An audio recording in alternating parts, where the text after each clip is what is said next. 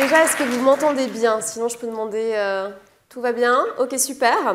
Donc, nous débutons maintenant la table ronde intitulée « Intégrer et développer les compétences en management durable dans son organisation, une décision stratégique ».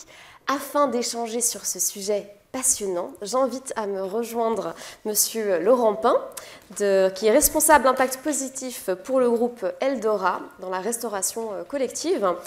Monsieur Manuel Martinez, administrateur CEO dans la société suisse Soja, qui, comme son nom l'indique, fabrique du tofu bio et local, ainsi que Madame Lucie Perret, qui est manager dans l'entreprise Mazar Consulting, spécialisée dans tout ce qui va être fiscalité, conseil et audit. Et vous, Madame Marina Bianchi-Galanti, qui est directrice des ressources humaines pour la banque Piguet-Galland, et aussi Madame Raphaël Archambault, directrice du développement durable pour le groupe L'Occitane. Donc je vous laisse prendre place. Je vais peut-être me mettre de ce côté-là, si ça ne vous dérange pas. Voilà. Merci beaucoup. Comme ça, je peux un petit peu vous voir quand je m'adresse à vous. C'est parfait. Donc l'objectif de cet échange est de comprendre, grâce à des exemples concrets, comment vous avez approché le management durable dans vos entreprises respectives, ou dans votre cas, Madame Perret, comment vous avez accompagné les entreprises vu que vous êtes consultante. Et nous allons commencer d'ailleurs par vous, Madame Archambault. Vous travaillez pour le groupe L'Occitane dans le secteur de la cosmétique. Vous êtes responsable durabilité depuis 6 ans. Considérant la taille de votre organisation, sachant que vous êtes présent dans 35 pays, comment le management durable a-t-il évolué au sein du groupe et surtout, comment gérez-vous la coordination entre autant de parties prenantes différentes? Alors merci beaucoup. J'ai beaucoup réfléchi à cette question d'intégrer la compétence. Et alors, en premier plan, on pense assez rapidement à la formation. Et d'ailleurs, moi aussi, j'ai été sur ces bancs ici pour le management, le DAS Management Durable, pour le QCM final, donc ça me rappelle des bonnes choses. On pense formation et je pense que c'est nécessaire, c'est pas forcément suffisant. Et donc j'ai pensé à 3 choses de l'Occitane à partager sur justement comment développer la compétence. Je voulais partager la première chose qui était d'un point de vue organisationnel. Quand l'Occitane en Provence a commencé à créer un poste RSE il y a à peu près 20 ans, ils auraient pu commencer à développer une très grosse équipe RSE, développement durable, et à la place, ils ont plutôt développé des métiers dans les fonctions et dans les métiers opérationnels liés justement au sujet développement durable. Donc par exemple, un métier éco-conception dans les équipes packaging, un métier achat responsable dans les équipes achats. Donc en fait, ça a vraiment infusé la compétence et les sujets développement durable, mais dans les fonctions avec les bons sujets appropriés. Et aujourd'hui, c'est quelque chose qu'on continue à faire, qui marche très bien. On a aussi maintenant un poste finance développement durable, donc dans l'équipe finance. Donc pareil, on continue à déployer ça.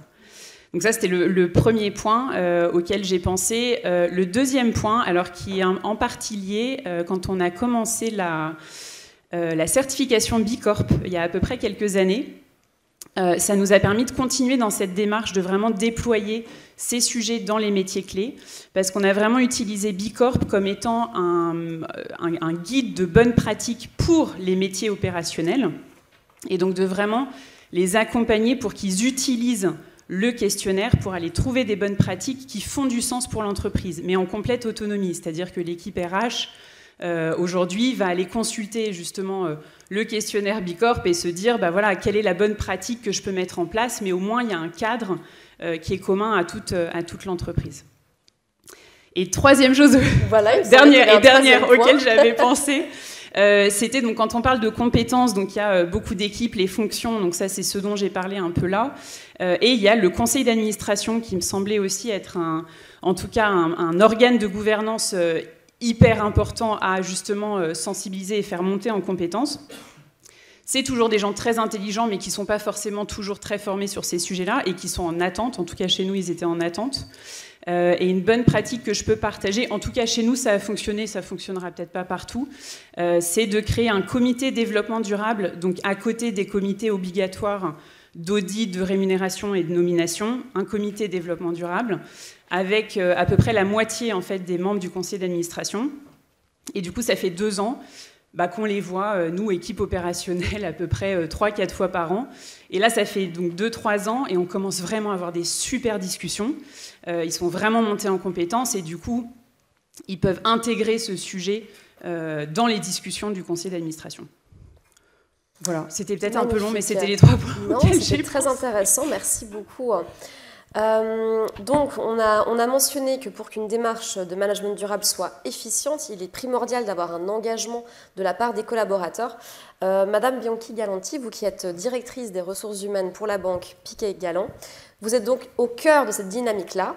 Comment, dans l'intégration du management durable au sein de votre organisation, vous avez assuré l'engagement à tous les niveaux hiérarchiques pour votre organisation? Alors, je me retrouve beaucoup dans ce que Madame vient de vous illustrer parce que la démarche d'intégrer la responsabilité sociétale d'entreprise dans notre manière de travailler en tant que banque est liée justement en partant depuis le haut, donc depuis nos statuts. Donc on a changé les statuts de la banque en intégrant cet aspect du développement durable et de la responsabilité sociétale d'entreprise. Et finalement, en passant par le conseil d'administration. Et dans le conseil d'administration, au lieu de créer un comité ad hoc, on a promu nos membres du comité de nomination et rémunération, et notre comité est devenu finalement comité de nomination, rémunération et durabilité. Donc, on les a invités, on leur a proposé de se former. Évidemment, ils étaient partants pour la démarche, et on développe avec eux des discussions qui maintenant deviennent de plus en plus intéressantes parce que c'est des discussions non seulement opérationnelles, elles sont surtout des discussions stratégiques. Et après, les collaborateurs. Alors, les collaborateurs sont des parties prenantes essentielles pour réussir un défi de développement durable en entreprise. Ils doivent être non seulement convaincus, mais ils doivent être les ambassadeurs de cette démarche.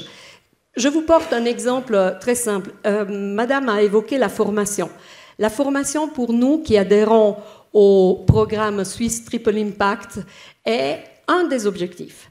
Un des objectifs du programme que nous avons pris, c'est d'avoir pour 2025 8 heures de formation pour chacun de nos collaborateurs chaque année. Une journée de leur activité consacrée à la formation, que ce soit de la formation technique ou du développement personnel.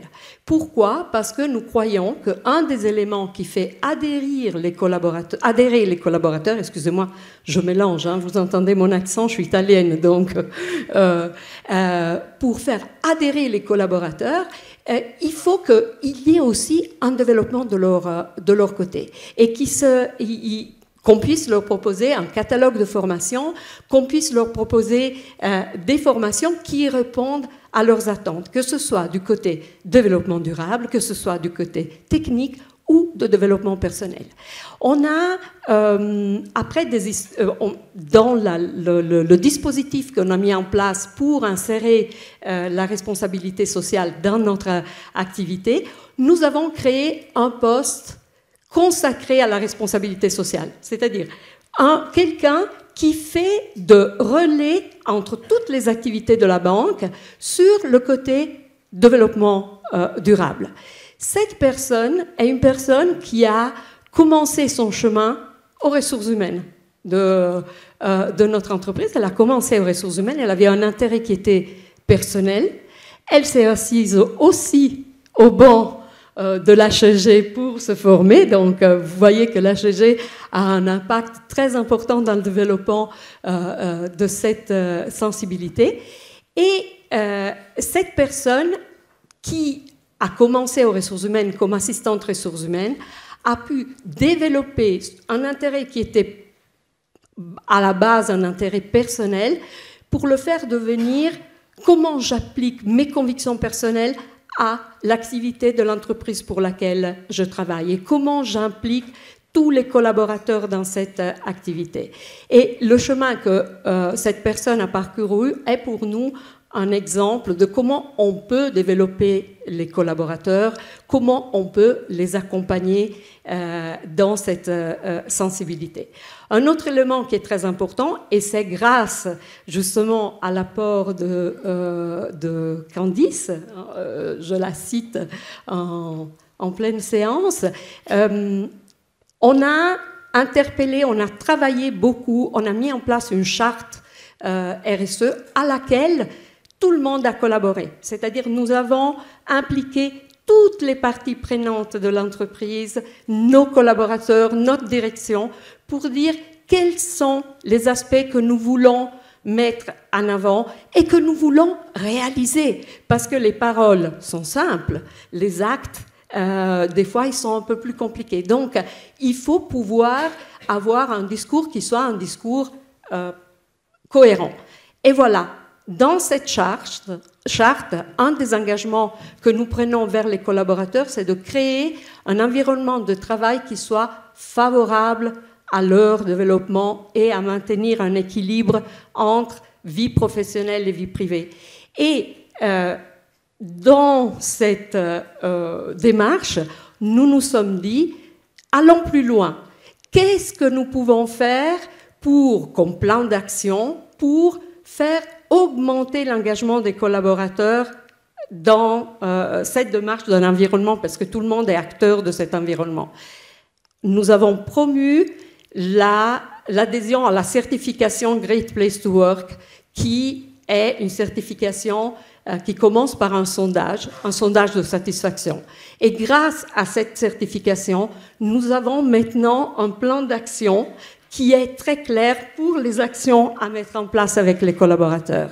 Et autre guide qui est très important pour nous, c'est bien évidemment notre certification B Corp, qui reste aussi un fil rouge pour toutes les activités, que ce soit envers les collaborateurs, envers les clients et envers le territoire dans lequel nous sommes présents. Merci beaucoup. Avec plaisir. Donc, dans ce témoignage, on a un bel exemple de l'approche bottom-up, donc des initiatives qui partent des collaborateurs et qui peuvent monter jusqu'au top management. Vous, Laurent Pin, qui êtes responsable impact positif pour le groupe Eldora, pour rappel, vous vous êtes aussi beaucoup focalisé dans le début de la démarche, si je comprends bien, sur tout ce qui va être gouvernance. Comment est-ce que vous avez approché ça et comment est-ce que vous donnez vie à cet esprit du management durable auprès de vos collaborateurs?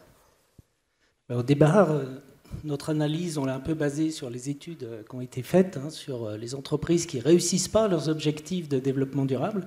Et puis la principale cause, c'est le soutien de la gouvernance. Enfin, c'est une étude de Bain & Company de quelques temps. Mais donc il nous a paru très important de se focuser dans un premier temps sur la gouvernance. Pour cela, nous, on a fait un peu différemment. On a engagé, on a essayé d'identifier les soutiens dans le conseil d'administration. Et puis, ils ont suivi une formation Swiss Board Agenda 2030. Et du coup, ça a fait rentrer vraiment dans le conseil d'administration tous les objectifs.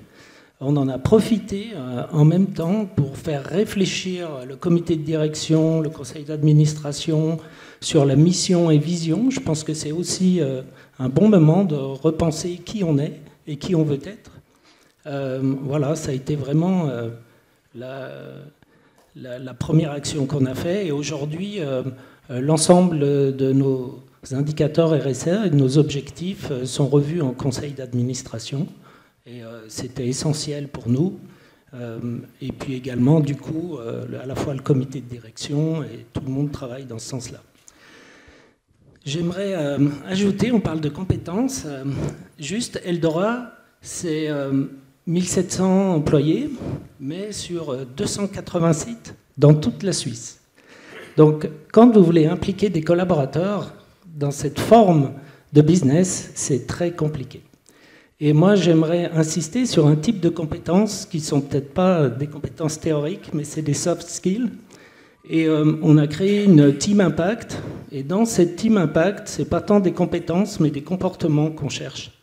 et notamment des comportements d'esprit positif, et puis de ténacité. Et puis le troisième, c'est d'accepter les critiques. Parce que je pense qu'en développement durable, vous avez toujours un axe de critique, et il faut savoir les accepter parce que tout n'est pas faux et tout n'est pas juste. Et si on ne veut pas bloquer les gens, il faut accepter leurs remarques. Et puis petit à petit, donc avec ces 3 soft skills sur nos projets de Team Impact, on essaye de faire progresser nos axes vraiment stratégiques, que sont par exemple le gaspillage alimentaire. Vous voyez, pour nous, travailler le gaspillage alimentaire, c'est 280 sites sur toute la Suisse. Ça fait beaucoup de monde à mobiliser. Et heureusement que ce sont les gens eux-mêmes dans Team Impact qui ont pris en charge en fait, les actions. Et moi, je suis plus là à soutenir et puis à rappeler les bons comportements pour mobiliser les autres, en fait. Voilà. Donc finalement, plutôt que d'avoir forcément nommé des personnes spontanément, vous avez aussi regardé chez qui il y avait peut-être cette fibre. Oui, on a fait une campagne en fait de sensibilisation avec les fraises du climat, les ateliers d'automne. Et puis là, j'ai identifié des gens qui vraiment sont très engagés. On a tous dans nos entreprises des gens hyper engagés. Donnez-leur l'opportunité de faire quelque chose et je peux vous dire qu'ils vont faire quelque chose de fantastique. Et on a le cas notamment sur des objectifs d'intégration sociaux de gens en difficulté. On a une dame qui s'est révélée et puis qui fait des projets mais absolument fantastiques et d'une manière très autonome. Merci beaucoup. Manuel Martinez, vous êtes également dans l'industrie de l'alimentation, donc chez Suisse Soja. Considérons que vous êtes c'est un petit peu dans l'ADN de votre société, la transition alimentaire durable. Peut-être que les personnes, les collaborateurs qui rejoignent votre entreprise ont déjà cette fibre, vu qu'ils sont chez vous.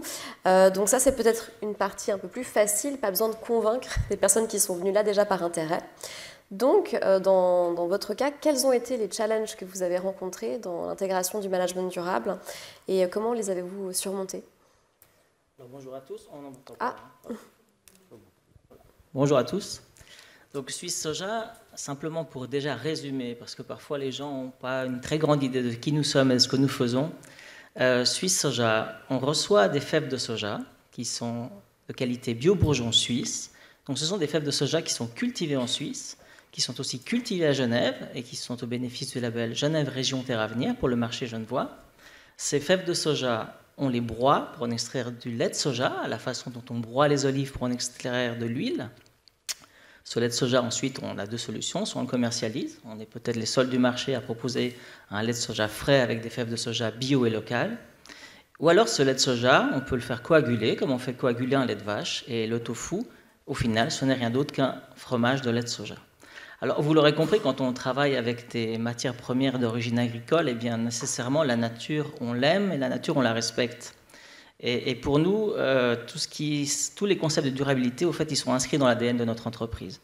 Alors, évidemment, quand l'État de Genève a lancé le programme Diagnostic Action en 2023, avec un appel à candidature pour les entreprises qui étaient intéressées à y participer, eh bien, on a sans hésiter saisi la balle au bond. Parce que nous, c'était une formidable opportunité pour une petite PME comme la nôtre de bénéficier de ce soutien et de nous permettre de mener un audit à l'interne pour vraiment identifier toutes les mesures RSE qui étaient déjà mises en place, mais aussi celles qu'il fallait améliorer, celles qu'il fallait développer et puis celles qu'il fallait implanter. Donc ça a été un moment de plaisir partagé avec l'ensemble de nos collaborateurs. On a nommé à l'interne, parce qu'on est une petite PME, aujourd'hui on est 23 collaborateurs, mais naturellement on produit, donc comme je vous l'expliquais, du lait de soja et du tofu, mais donc on a un département de production, mais on a également un département logistique, parce que ce lait de soja et ce tofu, il faut bien l'emballer et l'expédier. Aujourd'hui il est livré à travers toute la Suisse. On a aussi un département marketing, un département commercial, donc c'est toutes des compétences différentes qu'il a fallu intégrer dans ces processus RSE et de voir à quel niveau chacun d'entre eux pouvait participer pour améliorer notre impact sociétal, notre responsabilité sociétale des entreprises, à notre échelle, à notre niveau. Merci. Vous aviez mentionné administrativement que parfois certaines démarches étaient relativement compliquées, notamment dans tout ce qui va être obtention d'aide financière ou de labellisation. Alors, il y a effectivement, pour une petite PME comme la nôtre, lorsqu'on mène un programme comme celui que nous avons mené, Diagnostic Action, on identifie un certain nombre d'améliorations à apporter. Il y a ce qu'on appelle les quick wins, c'est des petites améliorations qu'on peut rapidement mener, mais il y a d'autres actions qui sont, on appelle des actions transformatives, et celles-ci, elles ont un coût, et un coût qui peut être très significatif. Et c'est vrai qu'encore au jour d'aujourd'hui, il est difficile de lever les financements nécessaires pour permettre aux PME comme la nôtre de pouvoir investir dans le renouvellement de certains équipements qui permettraient d'être climatiquement plus efficients. Ces équipements aujourd'hui que nous avons fonctionnent très bien, mais on pourrait aujourd'hui encore améliorer notre empreinte carbone si on pouvait bénéficier de soutien. Madame la conseillère d'État en parlait tout à l'heure, qui permettrait justement aux entreprises comme la nôtre d'accélérer finalement cette transition énergétique en modernisant nos outils de production. Magnifique. Donc on est plus sur des difficultés opérationnelles finalement que dans l'esprit collaboratif. Oui. Exactement. Et pour rebondir, Madame Lucie Perret, vous qui êtes consultante pour les équipes RSE et qui aidez les entreprises dans ces fameuses démarches, notamment administratives, pour obtenir des labellisations, quelle a été votre expérience d'une part et on va déjà peut-être commencer par ça et j'enchaînerai ensuite sur la question suivante. D'accord, très bien. Alors effectivement, moi je vais répondre par rapport à ce que j'observe chez mes clients. Et c'est vrai que c'est toujours des sociétés qui sont convaincues, on en a déjà parlé, convaincues, mais on voit, et c'est nécessaire, que ces convictions doivent partir du top management, parce que sinon, toutes les initiatives, telles qu'elles soient, s'essoufflent très vite. Ce n'est pas un sujet qui peut être pris en silo, à côté, ça doit vraiment être transverse, en fait, à toutes les activités de la société. Après, ces sociétés généralement qui vont et qui s'investissent dans des initiatives de management durable, elles ont un souhait de communiquer à la fin pour rendre aussi un petit peu plus tangible toutes ces démarches qui sont onéreuses, effectivement, comme on l'a dit. Et cette communication, elle peut se faire à travers des certifications, à travers un reporting pour peut-être des sociétés plus matures envers la législation qui arrive. Mais c'est très important d'avoir ce label ou ce reporting à la fin pour rendre, encore une fois, tangible ces initiatives. Et évidemment, il faut être convaincu, mais ça ne suffit pas. C'est clair que les compétences adéquates sont primordiales. C'est sûr qu'on le voit, et parfois même, on est obligé de revenir en arrière dans des sociétés qui veulent se lancer, qui ont plein de bonne volonté, mais s'il n'y a pas les compétences adéquates en place, et ça peut être de la formation interne ou de se faire accompagner par des experts à l'externe, hein, ça c'est aussi une possibilité, ça s'essouffle encore une fois. C'est vrai que c'est très onéreux aussi quand on parle de formation, c'est compliqué à amener et encore aujourd'hui, ce qu'on voit, c'est que finalement on donne ces nouvelles responsabilités en plus des responsabilités existantes sur le département RH, finance, achat, voire communication et marketing. Et on sous-estime en tout cas énormément le travail que ça implique. Le travail et la complexité de la chose. Donc là, c'est vraiment un point que j'observe. Dans toutes les sociétés, les compétences adéquates sont nécessaires pour le succès de peu importe quelle initiative en fait, de durabilité. Après, si je peux peut-être rebondir, parce qu'on parle aussi beaucoup de coûts, effectivement. Et ça, c'est toujours quelque chose qui arrive, surtout quand on parle dans des petites entreprises, etc. C'est difficile d'obtenir aussi des budgets, d'allouer des budgets sur ces initiatives. Moi, et ça tient à mon opinion, mais c'est qu'on reste encore aujourd'hui sur des initiatives volontaires. Il y a très peu de réglementation qui nous impactent en Suisse. Évidemment, alors à l'exception, oui, il y a l'article 964 du CO, mais voilà, on parle de sociétés cotées en bourse, d'assurance de banque de plus de 500 employés, avec 40 millions de chiffre d'affaires ou 20 millions au bilan. Donc, on n'est pas sur la représentation du tissu économique suisse. Là, voilà, c'est que sur des démarches volontaire pour l'instant, et à mon avis, tant que ça ira pas plus loin, c'est très difficile de mettre ça en priorité numéro 1. Ça sera toujours en priorité 3 et 4. Mhm. Oui, c'était effectivement ma question suivante. Dans quel univers législatif on évolue et s'il y a des nouvelles lois, nouvelles normes qui sont à anticiper, vu qu'on parle souvent d'être stratégique pour l'avenir. Alors, bon, j'en ai parlé, il y a cet article 964 pour la Suisse, mais par contre, il y a surtout une initiative là, qui s'approche grandement avec la CSRD de l'Union européenne, et là, qui va être alors vraiment, qui va impacter les sociétés suisses, forcément, parce que déjà, toutes les sociétés suisses qui ont des opérations sur l'Union européenne seront concernées, et aussi toutes les sociétés qui se trouvent dans les chaînes d'approvisionnement à l'international. Les clients, les partenaires européens vont être et vraiment vont venir demander des rapports ESG ou en tout cas des données ESG pour qu'elles-mêmes puissent respecter en fait ces législations et leurs devoirs et leurs responsabilités. Donc dès qu'on se trouve dans une chaîne de valeur qui est sur l'Union européenne, cette pression va faire que grandir et on va devoir rendre des comptes. Merci beaucoup.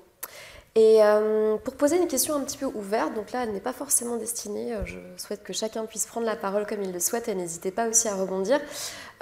Si on en revient finalement à la thématique qui anime cette table ronde aujourd'hui, comment attestez-vous de l'impact positif d'avoir intégré le management durable dans votre organisation du point de vue stratégique? Pas tous en même temps. Comment est-ce qu'on en voit les preuves, c'est ça? Voilà, comment est-ce que stratégiquement vous vous êtes dit que c'était vraiment devenu un atout, vraiment attesté, performant dans la stratégie de votre entreprise, c'est devenu un outil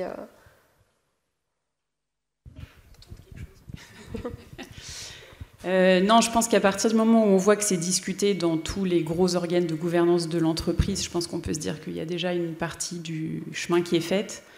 Nous, on a aussi intégré là, dans les bonus des employés, il y a 20% du bonus de la fin d'année des employés qui est lié à notre performance RSE.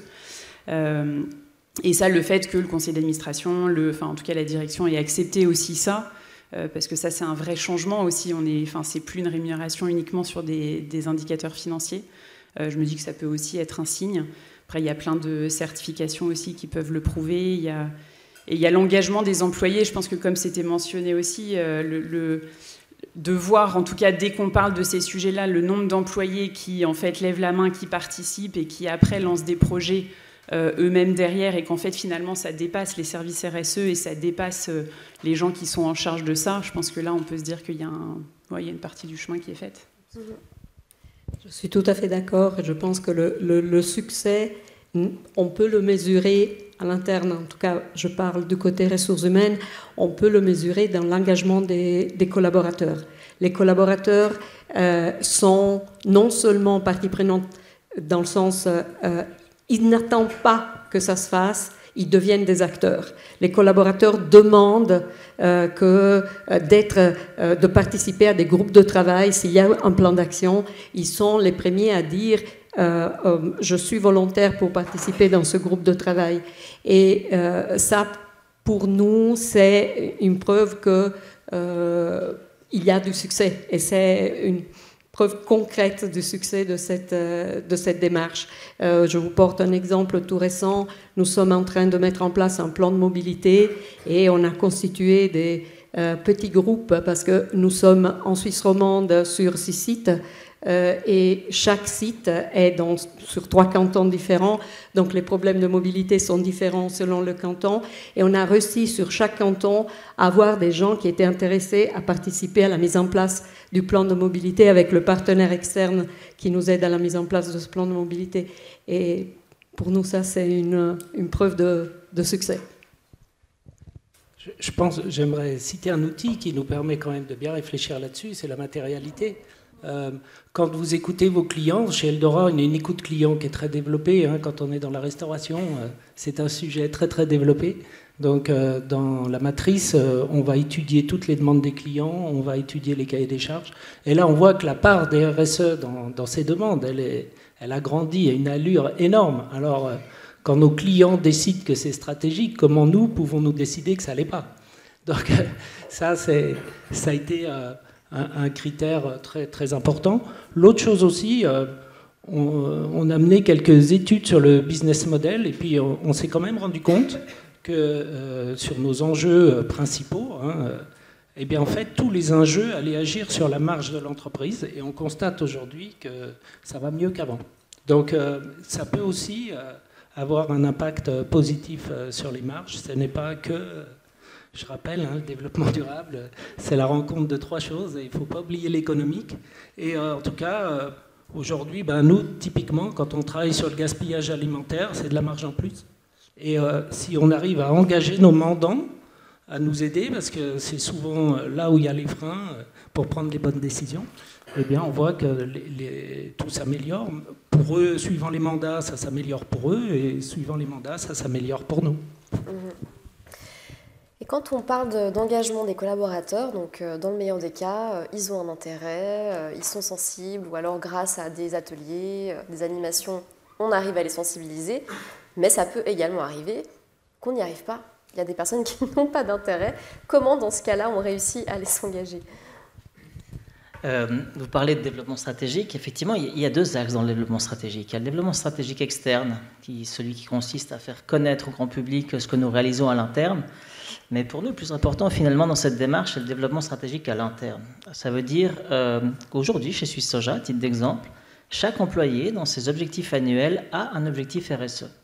Et ça, je pense que du moment qu'à l'interne, les choses se font, ça peut rayonner justement sur les objectifs stratégiques externes. Je peux vous citer quelques exemples très concrets. À l'interne, typiquement, nos responsables commerciaux, notre responsable marketing, qui sortent régulièrement sur le terrain à la rencontre de nos clients, eh bien, eux ne circulent qu'à vélo ou en transport public. Donc, ils voyagent à travers toute la Suisse, mais lorsque la distance le permet, ils sont sur un moyen de transport de mobilité douce, et lorsque la distance est plus longue, eh bien, ils prennent un transport public. À l'interne, par exemple, notre opérateur de nettoyage, eh bien, il s'assure au quotidien que le tri sélectif des déchets est bien réalisé. Jusqu'à présent, on avait des poubelles qui étaient là pour trier les déchets, mais personne ne s'occupait de vérifier que le tri était bien réalisé. Et ça, c'est important.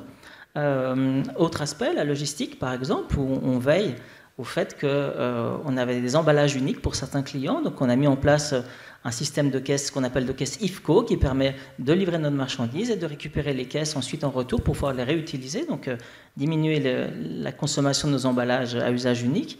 Et puis dernière chose, où là aussi ça nous ouvre potentiellement des marchés, parce que notre responsable de production, bien l'objectif qu'il avait, c'était de transformer la fibre de soja. Comme je vous disais, on broie les fèves de soja pour extraire le lait, mais une fois qu'elles sont broyées, il reste une fibre. Cette fibre, elle s'appelle l'Okara. Et on vise chez Suisse Soja l'objectif zéro déchet. Et c'est un objectif qui est plus que quelque chose comment dire, c'est quelque chose qu'on peut vraiment réaliser. Et aujourd'hui, l'Okara, eh bien, on le transformera en farine de soja. Donc on vise vraiment, à travers toutes ces actions de développement durable, à faire en sorte que notre entreprise puisse aussi devenir une entreprise zéro déchet. Donc voilà pour notre développement stratégique interne qui nous permettra ensuite de faire rayonner notre rayonnement stratégique externe. Merci beaucoup. Madame Archambault, vous voulez réagir ? Ouais, j'aime bien cette question sur comment amener les gens qui ont a priori pas envie. Alors moi c'est marrant, quand j'avais pris mon poste, on m'avait assez rapidement conseillé, on m'avait dit d'abord mets toute ton énergie sur les gens qui ont envie, parce que si tu mets que sur les gens qui n'ont pas envie, tu vas t'épuiser. Je trouve que c'était un très bon conseil. Mais par contre, je trouve que sur les gens qui se disent peut-être au début ne pas avoir envie ou pas, où ça tilte pas, c'est pas forcément leur truc. En fait, ce qui est incroyable, c'est que le développement durable, c'est tellement large, ça couvre tellement de sujets. Et en plus de ça, quand c'est stratégique dans une entreprise, je trouve qu'aujourd'hui, tout le monde y trouve un intérêt à un moment ou un sujet qui va vraiment l'intéresser, que ce soit du social, de l'environnemental. Enfin, c'est ultra, ultra large. Donc, je trouve que l'enjeu, dans ces cas-là, c'est plutôt d'ouvrir, justement, de montrer à tout le monde à quel point ces sujets sont extrêmement larges. Et donc, via plein de choses, mais même Bicorp, encore une fois, le montre à quel point le poids, nous typiquement, chez l'Occitane, c'est une entreprise qui est très tournée sur le sujet de la nature, de l'environnemental. Le sujet social, il était là, etc. Mais rien que le fait que dans Bicorp, ce soit, je sais pas, 30% du questionnaire, maintenant, les gens, quand ils pensent développement durable, ils ne pensent pas que environnement nature, ils se disent ça concerne aussi ça. Et donc là, bim, il y a plein de gens qui sont rentrés dedans parce que ça touchait des fibres plus intéressantes. je rebondis, ça me parle beaucoup parce qu'il y a des initiatives. Alors, on a inséré une sensibilisation au développement durable dans l'onboarding des collaborateurs. Processus d'onboarding, il y a toute forme de formation.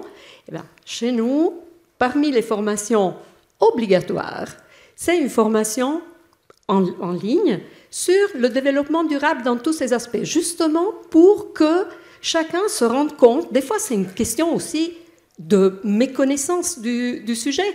On le connaît on parle écologie, mais on le connaît de manière superficielle. Et là, cette formation donne la possibilité à tous les collaborateurs de s'ouvrir à tous les aspects.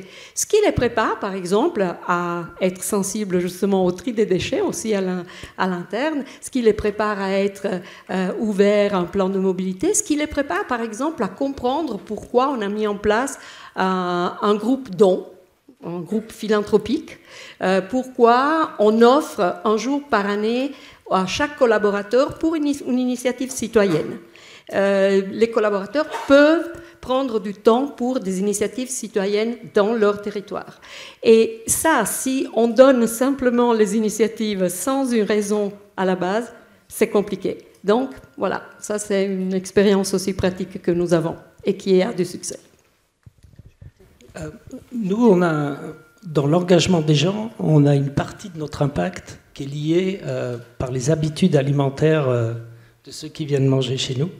Et en fait, en termes d'engagement, ça fait partie de ce qu'on recherche, hein, c'est que nos convives aient envie de changer leurs habitudes alimentaires et qu'ainsi l'impact de l'entreprise baisse. Et ça, c'est très compliqué. C'est très, très compliqué. Et on fait ça de manière itérative. On fait des essais de communication, d'organisation dans les restaurants pour trouver le bon chemin. Par exemple, on a pris la décision cette année de ne plus parler de végétarien. On a trouvé que c'était un mot qui était peut-être trop clivant. Et puis, on essaye de prouver qu'on fait super bon. Et à la fin, ils découvriront que peut-être c'est végétarien. Donc, on n'annonce plus trop les menus végétariens, évidemment en accord avec les mandants, mais dans de plus en plus de restaurants. Et puis le but, c'est de les convaincre par le goût et non plus par le mot. Voilà. Je vous laisse, Madame Perret. Oui, je voulais juste rebondir effectivement avec ce qui a été dit. C'est qu'à mon avis, c'est aussi une question de pérennité. Aujourd'hui, il y a trop de pression de toutes les parties prenantes, que ce soit les fournisseurs, les clients, même évidemment les nouveaux talents et les nouvelles générations posent des questions et demandent en fait aussi dans les sociétés qu'est-ce qu'on fait, qu'est-ce qu'on met en place. Et moi, je vois toujours ça que finalement une société, elle a aussi un rôle d'éducatrice pour ses employés et pour toutes les parties prenantes, que ce soit externe et interne, pour aller vers le meilleur. Et c'est vrai qu'à mon avis, de toute façon, pour avoir un impact positif dans le futur, il n'y a qu'une voie. Et c'est là où on pourra vraiment voir ces impacts positifs, tant sur la société que l'environnement. C'est en allant dans ces démarches. Merci. Je vous propose qu'on passe peut-être aux questions du public, s'il y en a. N'hésitez pas à lever la main et on vous apportera un micro. Ne soyez pas timide, ne faites pas comme moi, j'attends toujours 10 minutes et après c'est trop tard pour poser ma question. Mais je vois que... Ah, ça y est. Ah, magnifique. Merci.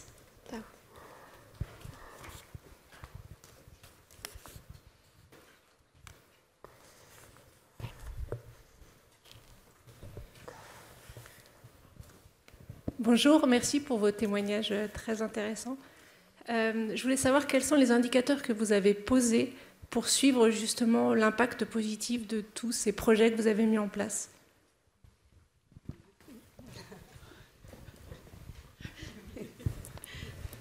Alors, chez nous, on a plusieurs indicateurs. Le premier, c'est le gaspillage alimentaire, c'est les grammes par assiette. Ensuite, on a un indicateur sur le nombre de personnes, en tout cas dans les écoles et chez les adultes hors EMS, le nombre de personnes qui ont suivi, qui ont pu assister ou participer à un atelier sur l'alimentation durable. Et on monitore le nombre de personnes tous les ans. On monitore aussi toutes nos données d'achat.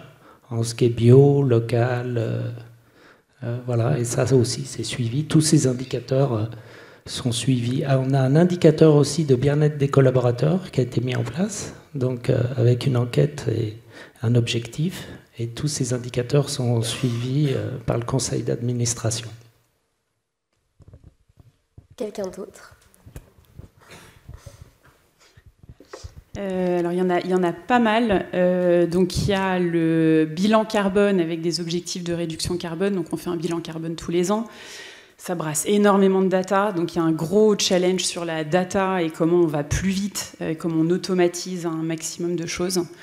Il y a des gros sujets biodiversité. Je crois qu'on en parlait effectivement rapidement au départ. Alors dans le sujet biodiversité, pour nous, dans la cosmétique, il y a déjà la traçabilité des plantes qui sont derrière les matières premières. Donc il faut aller vraiment tracer jusqu'au niveau des plantes et des pays d'origine pour avoir des indicateurs de risque sur la biodiversité. Dans le sujet biodiversité, il y a aussi le land footprint maintenant, donc la surface qui est nécessaire pour cultiver les plantes nécessaires pour nos produits, donc avec des indicateurs derrière ça. Si je continue, il y a tout ce qui est packaging, donc pourcentage de recyclabilité, pourcentage de recyclé, de recharge, etc. Et après, donc ça c'est un peu, bon, il y en a beaucoup d'autres environnementaux. Après, il y a effectivement Bicorp qu'on suit, le score où on essaie de s'améliorer tous les ans entre chaque recertification. Il y a l'évaluation des fournisseurs. Donc on utilise EcoVadis, il y a plein d'autres plateformes, mais en tout cas pour évaluer les fournisseurs, et on s'est mis des objectifs pour augmenter leurs notes, donc en les accompagnant. Et après, sur tous les sujets sociaux, alors nous, on a chez l'Occitane en Provence, il y a beaucoup de retail, donc beaucoup d'employés qui sont en boutique. Donc il y a un sujet sur les salaires décents, en tout cas de s'assurer que dans tous les pays de distribution, tous les employés ont un salaire décent qui souvent est au-dessus du minimum légal du pays. Hein. Donc on cherche à être certifié Living Wage à peu près partout. Et après, des indicateurs d'écart de salaire gender par genre, effectivement de bien-être avec Great Place to Work aussi, et d'engagement. Mais la liste, elle est longue, et en fait, pour ça qu'il faut vraiment, enfin en tout cas, nous on essaie vraiment de les donner à plein de services. Enfin, c'est-à-dire que ça ne peut pas être qu'un service RSE qui va vraiment suivre tout ça, sauf à limite le bilan carbone, où là vraiment, c'est-à-dire que il n'y a pas beaucoup de services transverses qui touchent autant de sujets, parce que ça va même à la mobilité des employés, même les modes de transport des clients, enfin c'est hyper large. Mais donc il y en a beaucoup, et il y en aura de plus en plus, hein, de toute façon, avec les réglementations de reporting et tous les objectifs, mais c'est bien. Nous, petite maison, on est 175 en Suisse, donc beaucoup plus petit que l'Occitane, mais aussi bilan carbone, la mesure aussi, voilà, ça c'est une nouveauté, l'empreinte dans l'utilisation. Nous sommes une société de services, une banque est une société de services, donc beaucoup d'utilisation de papier, beaucoup d'utilisation d'outils comme des imprimantes, donc éduquer les collaborateurs, donc mesurer pour pouvoir leur démontrer comment améliorer leur utilisation et diminuer leur empreinte. Et finalement, du côté ressources humaines, ben, évidemment, alors enquête satisfaction tous les 2 ans pour le bien-être, mise en place de mini-enquêtes, de mini-sondages internes sur des nouvelles modalités de travail, que ce soit sur comment on applique le télétravail, comment on applique le flex office, parce que nos collaborateurs peuvent travailler depuis tous les sites de la maison s'ils le désirent, s'ils sont plus proches ou si c'est plus pratique pour eux. Et aussi mesurer leur engagement, parce que je parlais d'action citoyenne, et donc on a un reporting sur combien d'heures par année sont consacrées aux actions citoyennes, comme on a un reporting, bien entendu, vu notre engagement dans STI pour la formation des collaborateurs, pour voir combien de collaborateurs, si tous les collaborateurs se sont formés, combien d'heures ils ont consacré à la formation, quelles sont les formations les plus demandées et quels sont les besoins en formation. Et puis, il y a encore tout plein d'autres mesures qui s'appliquent plutôt aux investissements durables, qui ne sont pas ma spécialité. Et comme Madame disait, chez nous, la responsable RSE fait le relais entre toutes les activités, mais chacune des activités de la banque a une partie spécialisée RSE avec quelqu'un qui est plus spécialement consacré à introduire les principes du développement durable dans l'activité qui est la nôtre.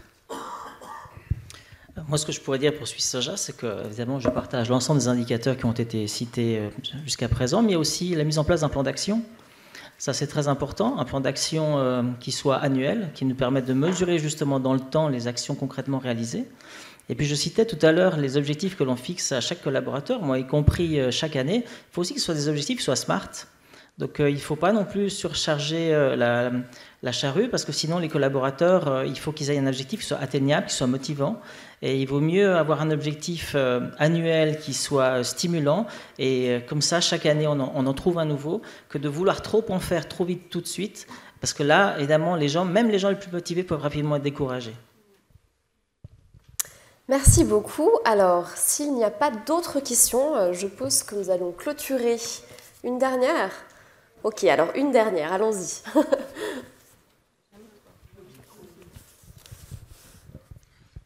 Merci beaucoup pour les interventions. Pour moi, on est sur des démarches assez consensuelles, c'est-à-dire réduire sa consommation d'eau, réduire sa production de déchets, etc. Aujourd'hui, on n'a pas besoin de faire moins pire, on a besoin de faire beaucoup mieux à travers des récits communs.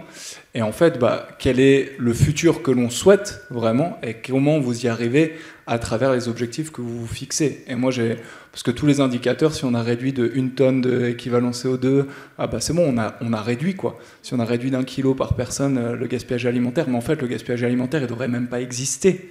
Et donc, on en est là aujourd'hui. Donc, quel récit commun on veut se raconter pour demain? Et effectivement, comment on se donne les moyens d'y arriver de manière non pas consensuelle, mais avec des vrais objectifs et des ambitions. Parce que pour moi, là, ça fait 3 quarts d'heure qu'on parle. Merci, c'est génial. Mais franchement, j'ai rien appris. Alors moi, j'aime beaucoup cette question, je me permets. J'aime beaucoup cette question. Alors, je pense que les deux ne sont pas contradictoires. Après, je pense qu'aussi ça peut dépendre de la taille d'une entreprise. Typiquement, je pense qu'il est nécessaire à un moment d'aborder effectivement la transformation des business models, des modèles d'affaires des entreprises. Ce sujet-là, en tout cas dans des entreprises assez grosses, il n'est pas simple à aborder. Il est nécessaire, mais il n'est pas simple. Moi, ce que j'ai vu ces dernières années, et pourtant l'Occitane est une entreprise qui est plutôt vraiment à fond sur ces sujets-là, je veux dire, j'ai jamais eu de stop ou en tout cas de grosses contraintes à faire ce qu'on doit faire. Et pourtant, le sujet n'est pas simple parce qu'il est tellement énorme, c'est-à-dire quand ça commence à être une entreprise d'une assez grosse taille, se dire on veut changer la manière dont on opère, c'est-à-dire peut-être il ne faut plus avoir des marques globalisées, mondialisées. C'est-à-dire c'est quoi d'avoir une marque qui est, même si elle est produite pour le coup en France ou en Europe, mais qui est envoyée partout dans le monde et qui prend des matières premières du monde entier, potentiellement demain il ne faudrait plus avoir ça. Donc ça, nous on commence à l'aborder justement avec le conseil d'administration, grâce au fait qu'on est passé par le fait de passer vachement de temps avec la plupart d'entre eux sur les défis du changement climatique, notre bilan carbone, le fait qu'on n'arrive pas tant que ça à réduire. Enfin, le scope 3, franchement, pour être honnête, c'est quand même hyper compliqué de réduire. Et donc, je trouve qu'on est, en tout cas, moi j'ai l'impression, on doit quand même passer par déjà faire comprendre sur base des objectifs qu'il faut avoir, de réduction, etc., pour qu'à un moment, naturellement, ils se rendent compte qu'en fait, en opérant d'une manière classique, on n'arrivera pas à atteindre les objectifs. Et qu'en fait, on va plafonner de toute façon à un moment si on ne transforme pas ça. Donc nous, récemment, on avait des discussions sur est-ce qu'on doit re-régionaliser en fait, les marques, c'est-à-dire et se dire on source, produit et distribue dans des régions. Mais alors là, typiquement, en tout cas pour la cosmétique et même sur de l'alimentaire, sur des marques mondiales, il y a du palme derrière tout. Mais derrière toutes les matières premières, quasiment, il y a du palme. Et donc ça veut dire qu'il faut trouver des solutions pour avoir des substituts de palme européens qui a les mêmes vertus, qui va réussir à faire potentiellement les mêmes choses. Donc c'est passionnant et je suis d'accord que c'est là où il faut aller. Mais je ne pense pas que ce soit contradictoire. C'est-à-dire que je ne pense pas que d'aborder la réduction, les objectifs, de faire une RSE peut-être un peu plus classique au départ, empêche d'aller vers ça. Moi, je dirais que c'est un premier pas et que ça aide. Et que si on aborde directement la transformation de business model et ces gros sujets, ça peut avoir l'effet inverse de faire très peur ou de faire croire que c'est encore un autre sujet à part, alors qu'en fait, c'est en construisant, j'ai l'impression, plutôt bloc par bloc. Mais ça, c'est plutôt un partage. Moi, j'aimerais... Cette question, elle est vraiment bien. Et puis, J'ai l'habitude de dire en interne toujours, c'est qu'avant de vouloir transformer, la première chose, c'est que less is more. Et c'est vrai qu'on parle de transformer les business et tout, mais finalement, peut-être qu'il y a d'autres moyens de faire et de faire moins, et puis on aurait moins d'impact. Est-ce qu'on a besoin de tout ce qu'on a? Est-ce que voilà, c'est un peu moi, je pense que le nerf de la guerre, il est un peu là. Et on a beau venir ici expliquer qu'on va transformer nos industries, si on veut que le monde s'améliore, eh ben, il faudra faire moins. C'est mon avis en tout cas. Quand je parle de l'automobile, parce que quand je fais une fraise du climat ou un atelier d'automne, c'est un sujet dont on parle beaucoup, voiture électrique, voiture essence, mais il faut moins de voitures, c'est tout. Il n'y a pas 36 solutions, il n'y a pas à transformer l'industrie automobile, il en faut moins. Soit vous lavez l'impact à la construction, soit vous lavez au moment où elle roule, mais vous baisserez, vous transformerez pas le monde tel qu'il doit être en continuant à faire ce qu'on fait. Après, c'est vrai que je voulais juste rebondir, c'est que étape par étape, c'est déjà bien de déjà se poser des questions sur la société, sur sa société, mais on voit que les initiatives, elles demandent de plus en plus à aller dans les chaînes de valeur, dans les chaînes d'approvisionnement. Et c'est là que, quand en bout de chaîne, on va s'intéresser à tous les jalons qu'il y a pour essayer de remonter à la source, que ce soit des produits naturels, des plantations, mais puis dans des autres secteurs, ça peut être de remonter jusqu'à des mines pour des métaux précieux. C'est là où on va se poser les bonnes questions pour refaire tout ce mode et trouver des nouveaux business en fait. Mais c'est un travail de longue haleine sur la durée et je pense qu'étape par étape, voilà, il ne faut pas brûler les étapes, mais c'est déjà là. Disons, la réglementation là sur la CSRD au niveau de l'Europe demande absolument d'aller et de connaître ces chaînes de valeur justement pour avoir un plus fort impact. Je voudrais également rebondir sur une chose, vous avez totalement raison. Ici, faut aussi pas perdre de vue qu'ici, on est devant un auditoire qui est là sur une base volontaire et qui a certainement déjà un certain bagage concernant le sujet de développement durable. Et ce que vous dites est tout à fait juste. On parle, mais concrètement, qu'est-ce qu'on fait? Donc moi, je pense avoir cité déjà quelques exemples concrets dans l'entreprise, mais il y a quelque chose que peut-être on ne mesure pas ou peu, c'est le nombre de personnes encore aujourd'hui que ce sujet n'intéresse pas. Nous livrons tous les jours des dizaines de clients. Et certains nous disent parfois, c'est bien gentil tout ce que vous me demandez, mais ça ne nous intéresse pas. Encore plus nous qui sommes dans le domaine du tofu, du soja, quand on arrive avec des exigences bio, RSE, etc., on dit, oh, vous êtes les bobos. Donc il y en a plein encore aujourd'hui que ça n'intéresse pas, et il faut les sensibiliser, il faut marteler le message. Et effectivement, peut-être qu'ici, devant cette assemblée, avec des gens qui sont déjà sensibilisés à la cause, on n'est pas assez concret dans nos déclarations, mais c'est aussi important de continuer à tracer le chemin et puis de mesurer vraiment. Ça, c'est vraiment très important. Que malheureusement, il y a encore, je pense, une majorité de gens qui ne sont pas intéressés par la question de la durabilité, hélas. Ne pas être intéressé par de l'air respirable, de l'eau potable et des sols cultivables. C'est pas qui ça ne peut pas intéresser. Vous seriez surpris. Vous seriez surpris.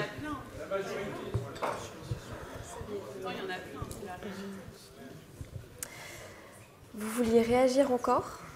Oui, je veux juste dire que, en fait, quand on travaille, on essaye humblement de faire notre part. Et puis voilà, on s'engage en RSE. En tout cas, notre entreprise s'engage fortement. On dépense de l'argent et on estime faire notre part. Alors, tout le monde peut juger qu'elle n'est pas suffisante, qu'elle est, je ne sais pas. En tout cas, nous, on fait notre part. J'adore ce débat. Non, après, et je pense que justement à chacun de trouver comment il veut essayer d'agir. Je veux dire, il faut soit en étant complètement effectivement activiste et aussi en arrêtant de consommer aussi des choses, parce que quand on parle du futur souhaitable, je pense qu'il y a des... Moi, je travaille en cosmétique. Est-ce que la cosmétique, demain, sera un produit indispensable en 2050 dans notre société ?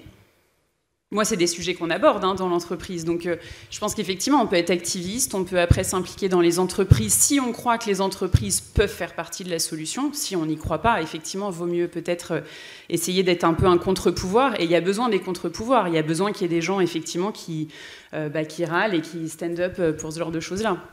Mais effectivement, je pense qu'il faut trouver sa part et où essayer d'agir et où on se sent le plus peut-être légitime à agir. Et pour ma part, je pourrais aussi compléter, on est actif dans l'industrie agroalimentaire, donc ce qu'on mange, c'est important. Et pourtant, il y a des clients qui nous disent clairement, c'est quoi le moins cher? Je veux pas du bio, je veux pas du local, ça m'intéresse pas. On leur dit, bah, écoutez, nous on n'en propose pas. Oh, bon, bah, tant pis, je commande ailleurs.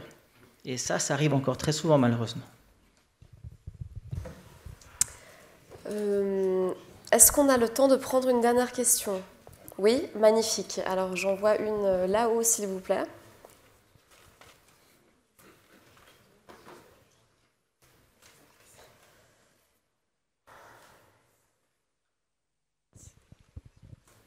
Bonjour. Je répondis justement sur votre question sur justement les produits cosmétiques. Est-ce qu'ils auront leur vie en 2050? Et comment justement vous abordez ce sujet?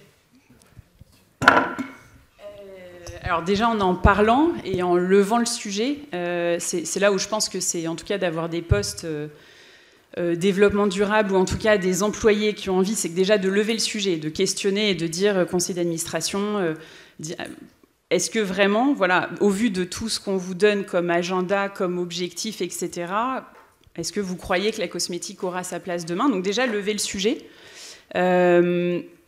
Et après, de toute façon, l'entreprise, elle ne va pas dire bah, « j'arrête de faire ce que je fais ». Par contre, elle peut commencer d'ores et déjà à réfléchir, si elle veut survivre, à se dire bah, comment est-ce que dans ces cas-là, je réfléchis mon business pour répondre peut-être à un besoin, mais via autre chose que quelque chose qui a de l'impact. Donc si jamais l'Occitane en Provence, pour le coup, cette marque-là, après il y a d'autres marques dans le groupe, mais cette marque-là est très tournée sur le bien-être, etc., bah, du coup, les réflexions qui sont amorcées, c'est comment je peux procurer ça, mais avec quelque chose qui peut-être n'est pas physique, qui n'est pas du produit fini.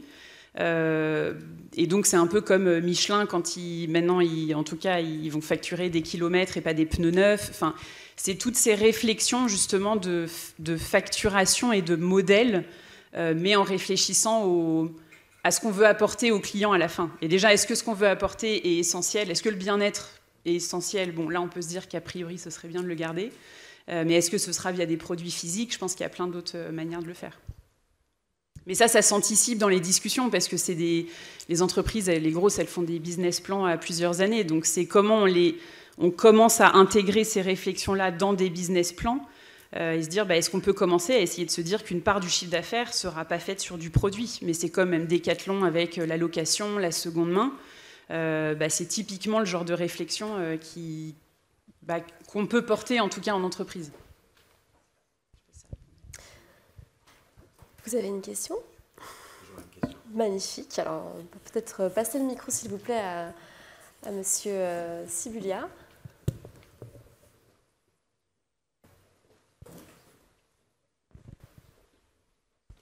En réalité, si je peux me permettre et abuser, moins une question qu'un constat, parce que j'écoute très attentivement les propos qui viennent d'être tenus, et j'aimerais ici vraiment témoigner de notre reconnaissance à l'endroit des efforts que vous déployez. Et je pense qu'il est assez sain de rappeler, parce que j'ai écouté aussi ce qui était dit sur un ton militant, et j'entends cet activisme qui est nécessaire, mais de rappeler peut-être un paramètre assez fondamental, c'est que la durabilité, elle ne se décrète pas, elle se construit. Et elle se construit avec deux paramètres essentiels. D'abord, la durée, ça ne va jamais assez vite, mais dans le monde de l'entreprise, et j'imagine que vous y êtes actifs, tout ça est complexe, et vous l'avez dit. Donc, la durabilité au sens littéral, il faut du temps, malheureusement.